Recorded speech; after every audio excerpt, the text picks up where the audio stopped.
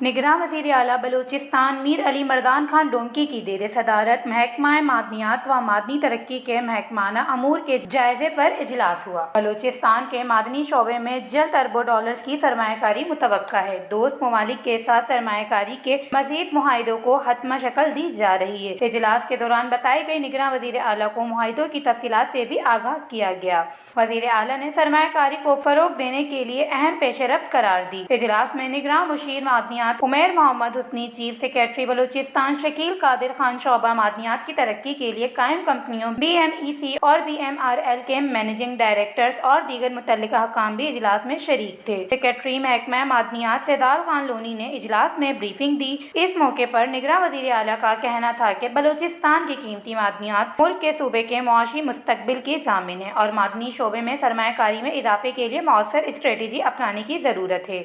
उनका कहना था कि दुनिया भर की नज़रें बलूचिस्तान के वसाइल पर मरकूज हैं, जहाँ पर रेकोडिक की तरह मज़ीद मादनी ज़खायर भी हैं जिन्हें दुनिया के सामने लाने की ज़रूरत है। सरमायाकारों को साजगार माहौल देकर उनका एतमाद मुस्तहकम करना होगा। निगरां वज़ीर आला ने कहा, रेकोडिक मुआहिदे से मज़ीद सरमायाकारी भी बलूचिस्तान के जानिब मुतवज्जा हो रहे हैं।